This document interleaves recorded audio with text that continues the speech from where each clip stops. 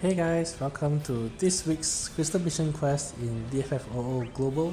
This week's one is rather challenging. They gave us Cor Lost Chapters fight, and yes, I know you can change the fight into something else if you don't want to, but I'm trying to see whether I could take on all the fights as they come without making any changes.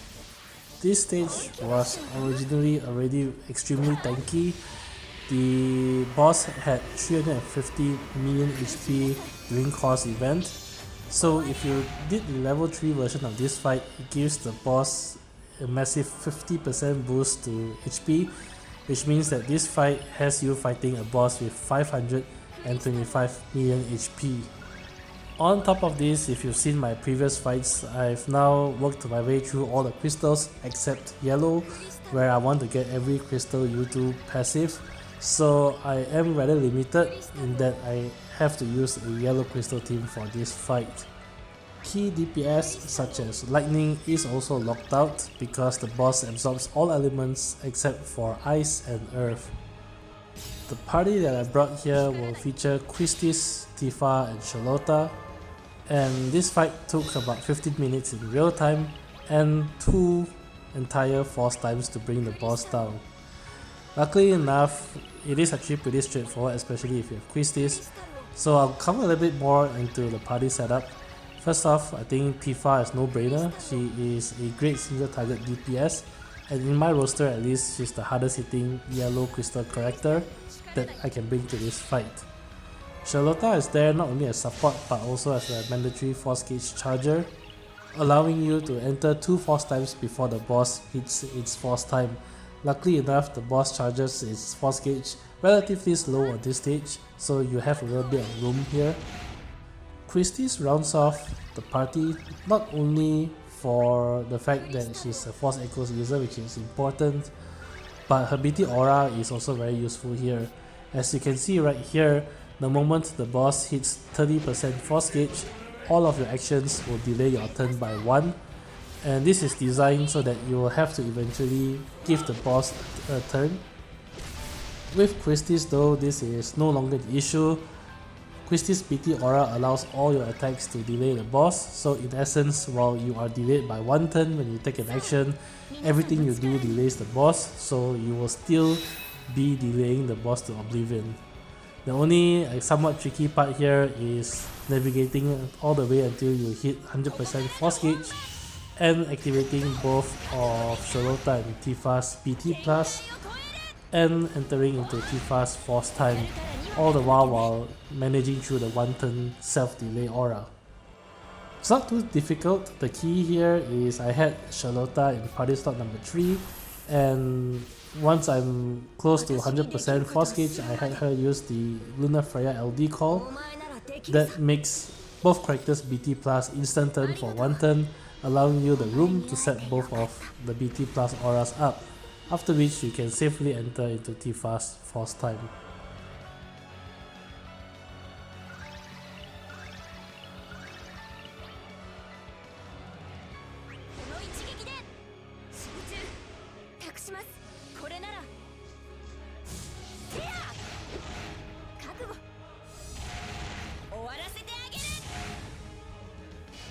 For the first force time, you want to go all out.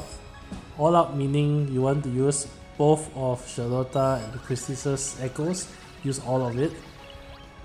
Because the idea is that you want to try to do as big as possible BT mode with Tifa, so the bigger base that you start off with, the better it is. The only thing you of course have to save is Tifa's remaining force attack, because that will be used to enter into the second force time later on in the stage. You should have enough room to use both of Quistis and Sherlotta's echoes twice. For one thing, Quistis is also buffed with quick prayer, so she will be able to get her 2 turns in pretty easily. And Tifa will be using the Rain's Call to pull Sherlotta's turn back, allowing Sherlotta to use both of her echoes. This is Tifa's first turn after using her force attack, so when she finally gets her turn again, first off you want to use the Rain's LD call to get the LD call aura up. Tifa will get delayed by 1 turn, so you can have Sherlotta use her echoes here.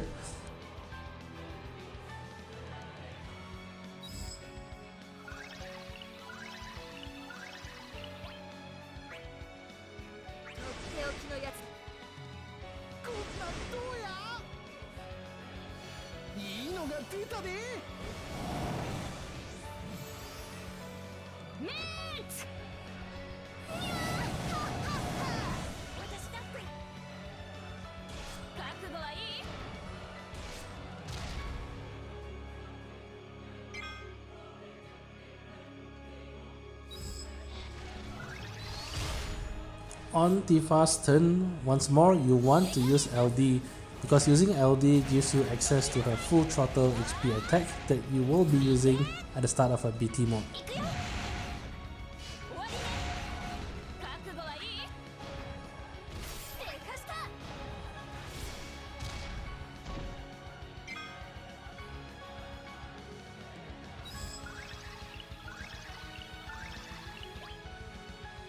This is the final echoes, and with this you are set to go into BT mode. Note that Tifa will get her turn with 8 turns of force time remaining, which is ideal.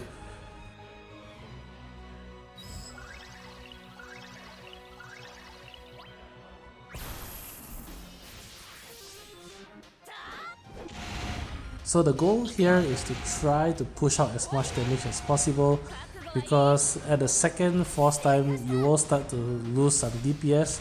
For one thing, your BT auras on Sherlotta and Quistis will start to go pretty low, and for another thing, you can't give Tifa multiple turns later in the fight because of the self-delay aura. So typically in the past, you could just spam battle cry and have Tifa do all the damage on the second force time, but since she will get delayed anyway, she will only get like 4 or maybe 5 turns out of the entire second force time.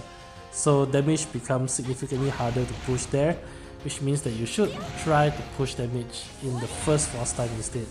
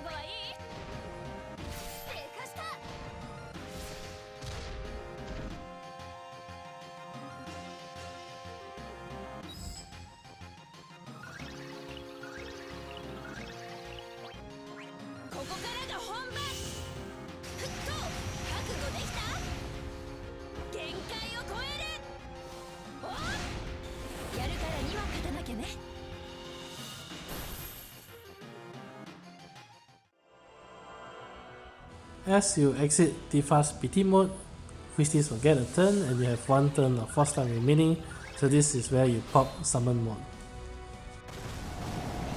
Popping summon here is not only for the nice damage that it does, of course, but the idea is also to pause the boss's force gauge as you exit into your force time, allowing you to recharge into the second force time before the boss hits 100% force gauge.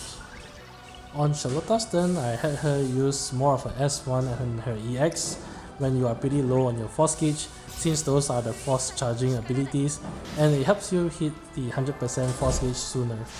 As you can see on the turn order bar, Tifa's turn is pretty late into the mix, so here is where you want to spam sort of Sherlotta's S1 and EX.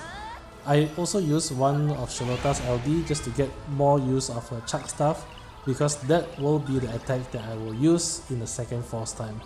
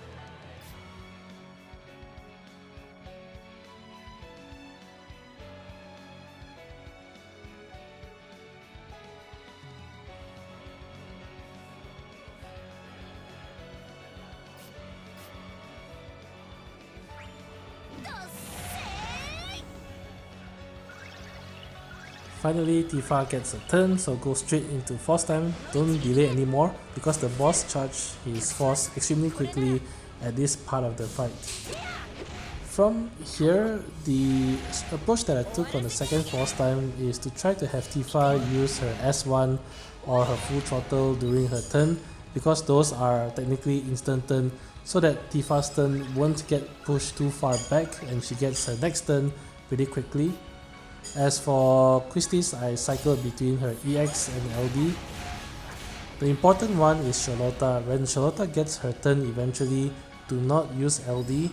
Sherlotta's LD does not have a brave hit component and will not do a critical strike and will not increase your force gauge bonus. Instead, always have Sherlotta use chuck staff during her turn, and that will give you the full 70% force gauge bonus, and that is pretty crucial here. The boss HP seems pretty low, but don't forget it has 525 million HP, so 20 million of that is still more than 100 million HP total, and you don't have Tifa's BT mode anymore, so the damage here is pretty hard to push through. Here I think I made a small mistake. When Tifa has 2 consecutive turns, I think you can do without using Battle Cry and instead use a harder hitting attack like LD or EX. Since her turn will be coming up next and you'll be pushed back 1 turn, she actually results in the same turn positioning either way, so you might as well use the harder hitting attack there.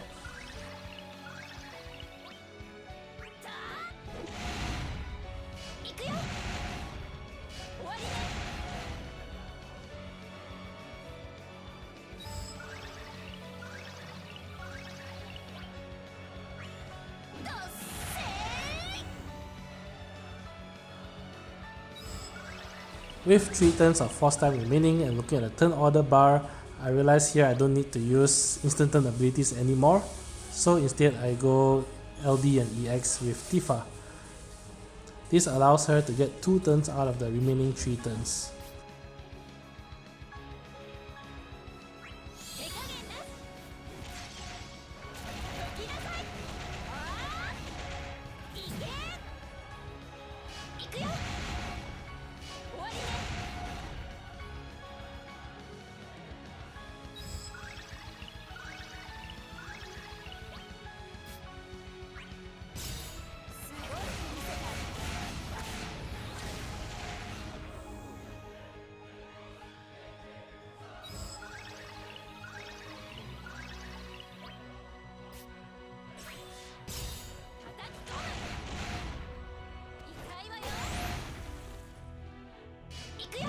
It looks pretty tight here, and I wasn't sure whether this would be enough to kill off the boss, but luckily enough that was just nice.